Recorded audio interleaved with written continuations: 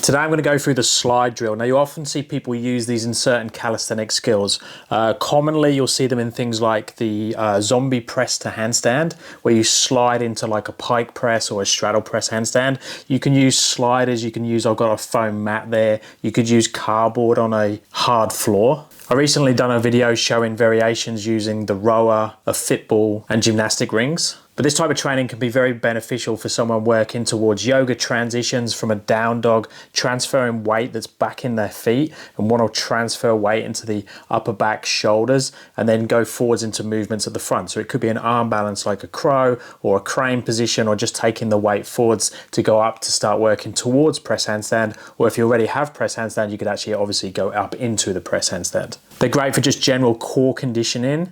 And I often use them when teaching people the tuck planche, to slide the feet in towards the torso to make that tight ball, but trying to get as much weight into the upper back and shoulders and just round in towards that protracted position. We could use two separate mats and slide through to a straddle position, so working skills like stool to press or just entries to that straddle L hold. You could go between yoga blocks if you're working towards an L sit press handstand.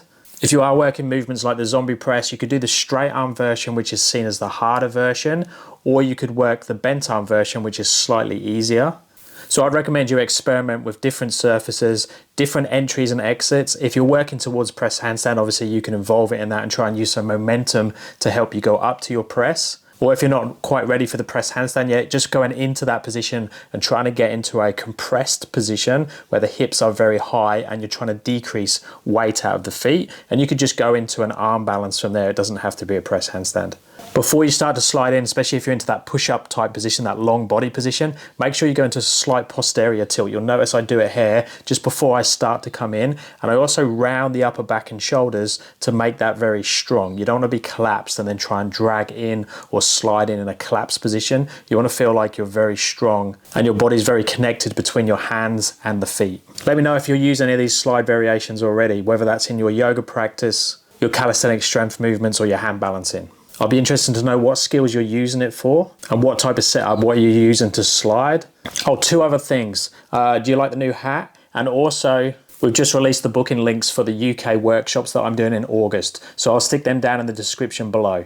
So I'll be doing two types of workshops. One will just be on hand balancing for the beginner to intermediate. And then the second one in the afternoon is going to go a little bit deeper into the strength skills. So things like handstand push-ups, press handstand, some ring strength. So you could either do the morning or the afternoon, or you could do both.